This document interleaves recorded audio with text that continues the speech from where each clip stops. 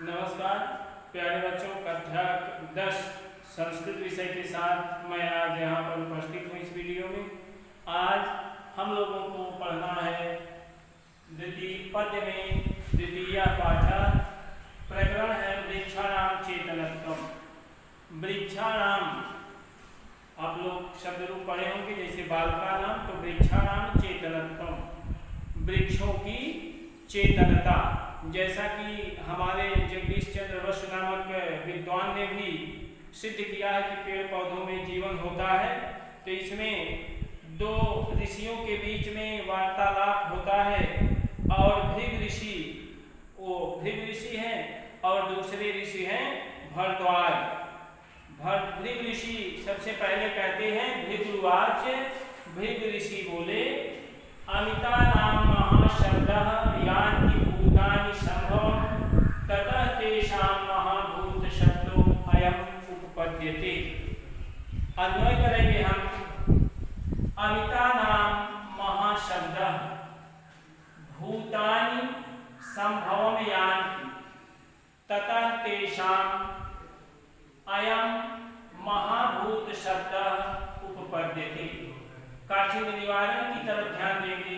अमिता नाम असीमितों के लिए, उपपद्यते उचित है, यान्ति उत्पन्न होते हैं। एक एक शब्द के अर्थ पर ध्यान देंगे। अमिता नाम असीमितों के लिए महाशब्द, महाशब्द का प्रयोग किया जाता है। यहाँ कहने का मतलब, जो गोस्वामी तुलसीदास जी ने लिखा, क्षित जल पावक गगन समीरा पंच रचित यति अधम शरीरा।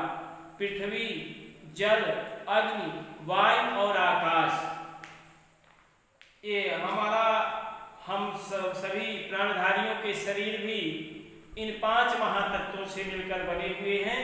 उसी के विषय में बताया गया है प्रस्तुत पाठ में। भृग ऋषि कहते हैं कि अमिता नाम महाशब्द, अमिता नाम असीमितों के लिए महाशब्द, महाशब्द का हम अपने से जोड़ेंगे प्रयोग किया जाता है। एभ्यः इनसे भूतानि, भूतानि प्राणी संभवम् यान्ति उत्पन्न होते हैं। ततः तेषाम, इसलिए तेषाम उनके लिए, किनके लिए? पंच महातत्वों के लिए अयम महाभूत शब्द उपपद्यते। यह महाभूत शब्द उपपद्यते उचित है। फिर से शब्दों पर ध्यान देंगे, एक एक शब्द का अर्थ देखेंगे। अमिता नाम महाशब्द, असीमितों के लिए महाशब्द का प्रयोग किया जाता है। अपने से हमको जोड़ना है। एभ्यः भूतानि संभवम् यान्ति, इनसे सभी प्राणी उत्पन्न होते हैं। ततः तेषाम् अयम महाभूत शब्द उपपद्यते, इसलिए इनके लिए यह महाभूत शब्द उचित ही है। महाभूत का मतलब कोई संदेह नहीं, महान तत्व। व्याख्या देखेंगे। असीमितों के लिए महाशब्द का प्रयोग किया जाता है, जिनसे इन पदार्थों से ही सभी प्राणी जन्म लेते हैं। अतः इनके लिए महाभूत शब्द उचित ही है। फिर से देखेंगे। असीमितों के लिए महाशब्द का प्रयोग किया जाता है, जिनसे सभी प्राणी उत्पन्न होते हैं। अतः इनके लिए यह महाभूत शब्द उचित ही है। श्लोक नंबर 2। चेष्टा वायु खमाकाश अत्र ऊष्मायग्नि सलिलम द्रव च पृथ्वी संघाता पांच भौतिका। आगे बताते हैं, अन्वय की तरफ ध्यान देंगे। अत्र चेष्टा वायु, खम आकाश, ऊष्मा अग्नि, सलिलम द्रव, पृथ्वी संघाता च पांच भौतिका। एक एक शब्द के अर्थ पर ध्यान देंगे। अत्र अर्थात इन वृक्षों में, चेष्टा वायु, चेष्टा एक्टिविटी क्रियाकलाप, इनकी क्रियाशीलता ही क्या है? वायु है। खमाकाश, खम आकाश, दीर्घ संधि। खम माने आकाश, खम का मतलब यहाँ खोखलापन, आकाश खोखलापन ही आकाश है। मूषमा, अत्रम ऊष्मा अग्नि, इनमें ऊष्मा अर्थात गर्मी ही क्या है? अग्नि है। द्रवः सलिलम, द्रव पदार्थ है, सलिलम जल है। और पृथ्वी संघातः पृथ्वी, इनमें ठोसपन ही पृथ्वी है।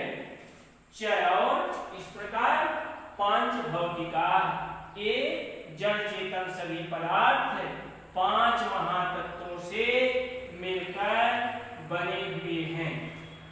इन वृक्षों में चेष्टा अर्थात क्रियाशीलता ही वायु है,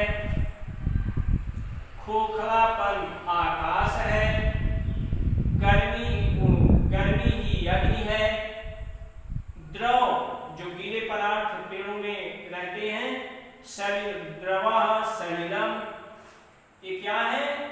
द्रव पदार्थ ही जल है, ठोसपन ही पृथ्वी है, पांच भौतिका। और इस प्रकार ये सभी पेड़ पौधे पांच महातत्वों से मिलकर बने हैं। व्याख्या में हम थोड़ा विस्तार दे सकते हैं। इन वृक्षों में क्रियाशीलता ही वायु है, खोखलापन आकाश है, गर्मी ही अग्नि है, द्रव पदार्थ जल है, पृथ्वी और ठोसपन ही पृथ्वी है। इस प्रकार ये वृक्ष आदि पांच महातत्वों से मिलकर बने हैं। व्याकरणात्मक टिप्पणी देखेंगे। अमिता नाम षष्ठी बहुवचन, भूतानि प्रथमा बहुवचन। इसके बाद महाभूत शब्दों अयम उपपद्यते, यहाँ पर पूर्व रूप संधि। आगे सलिलम द्वितीया एकवचन, पांच भौतिका, भौतिका में प्रथमा विभक्ति बहुवचन। चौथा तीसरा श्लोक है। इत्येतैः पंचभिः भूतैः युक्ताः स्थावर जंगमाः श्रोत्रम घ्राणम रसो स्पर्शः दृष्टिश्च इंद्रिय संगीता। अन्वय देखेंगे। स्थावर जंगमाः इत्येतैः पंचभिः भूतैः युक्ताः। अपने सुनेंगे। अत्र श्रोत्रम घ्राणम रसो स्पर्शः दृष्टिश्च इंद्रिय संगीता। स्थाव एक शब्द का अर्थ देखेंगे, उसके पहले थोड़ा सा कठिन निवारण पर अवश्य ध्यान देंगे। इत्येतैः इस प्रकार, स्थावर जंगमा जड़ चेतन, घ्राण नासिका। एक शब्द का अर्थ देखेंगे। स्थावर जंगमा जड़ चेतन सभी पदार्थ, एतैः पंचभिः भूतैः इन पांच महातत्वों से युक्ता युक्त है या मिलकर बने हुए हैं। जड़ चेतन सभी पदार्थ इन पांच महातत्वों से मिलकर बने हुए हैं। श्रोतम श्रोत्र कान, घ्राण नासिका, रस स्पर्श स्पर्श की त्वचा, और दृष्टि है दृष्टि, इंद्रिय संगीता इंद्रियां संगीता कही गई हैं। आगे देखेंगे वो प्रस्तुत है पद्य में। भृग ऋषि जड़ चेतन सभी पदार्थों में पांच महातत्वों की उपस्थिति को बताते हुए कहते हैं कि इस प्रकार स्थावर जंगमा जड़ चेतन सभी पदार्थ पंचभिः भूतैः युक्ता पांच महातत्वों से युक्ता युक्त हैं या मिलकर बने हुए हैं। कान, नासिका, स्पर्श और दृष्टि ये सभी इंद्रियां कही गई हैं। और रस का मतलब चखने का काम जिह्वा का तो यहाँ रसों का मतलब कि रस स्वाद, तो स्वाद किसका विषय है? जिह्वा का, जीभ का। फिर से देखेंगे, इस प्रकार भृगु ऋषि कहते हैं, इस प्रकार संसार में जड़ चेतन सभी पदार्थ 5 महातत्वों से मिलकर बने हुए हैं। कान, नासिका, जिह्वा, त्वचा और दृष्टि अर्थात नेत्र, ये सभी इंद्रियां कही गई हैं। पंचभी भूतैः में तृतीया बहुवचन, स्थावर जंगमा प्रथमा बहुवचन, घ्राणम द्वितीया एकवचन। आगे चौथा श्लोक है, पंचभिर्भूतैः युक्ताः स्थावर जंगमाः स्थावराणां शरीरे न दृश्यन्ते पंचधातवः। इस पर भरद्वाज जिसको शंका होती है और वो कहते हैं कि यदि इन वृक्षों में 5 तत्व हैं तो दिखाई क्यों नहीं देते हैं? वो अपनी शंका के रूप में अपने भावों को किस प्रकार व्यक्त करते हैं? तो देखिए, पहले अन्वय देखिए, स्थावर जंगमा पंचभिर्भूतैः युक्ताः स्थावराणां शरीरे पंचधातवः न दृश्यन्ते। स्थावराणां जड़ पदार्थों के पंचधातवः 5 तत्व, वो कहते हैं अपने से जोड़ना है। यदि स्थावर जंगमा, यदि स्थावर जंगमा जड़ चेतन सभी पदार्थ पंचभिर्भूतैः युक्ताः 5 महातत्वों से, इन 5 महातत्वों से कौन? पृथ्वी, जल, अग्नि, वायु और आकाश, वही जो हमने बताया छित जल पावक गगन समीरा।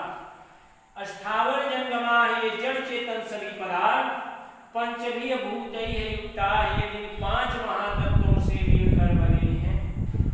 स्थावराणां शरीरे, जड़ पदार्थों के शरीर में पंचधातवः न दृश्यन्ते, ये 5 तत्व दिखाई क्यों नहीं देते हैं? न दृश्यन्ते, दिखाई नहीं देते हैं। लिखेंगे व्याख्या, आप देखेंगे, भरद्वाज ऋषि अपने मन की शंका को व्यक्त करते हुए भृगु ऋषि कहते हैं, यदि स्थावर जंगमा, अगर जड़ चेतन सभी पदार्थ पंचभिर्भूतैः युक्ताः 5 महातत्वों से मिलकर बने हैं। स्थावराणां शरीरे, तो जड़ पदार्थों के शरीर में पंचधातवः न दृश्यन्ते, ये 5 तत्व दिखाई क्यों नहीं देते हैं? आगे देखेंगे, पंचभिर्भूतैः तृतीया बहुवचन, युक्ताः प्रथमा बहुवचन, शरीरे सप्तमी एकवचन और धातवा में प्रथमा विभक्ति बहुवचन होगा। इसको दोहराएंगे। जो भी समस्या होगी कमेंट बॉक्स आदि के माध्यम से अवगत कराएंगे। उस समस्या के समाधान के लिए हम लोग सदैव तत्पर रहेंगे। आज के दिन बस इतना ही। धन्यवाद।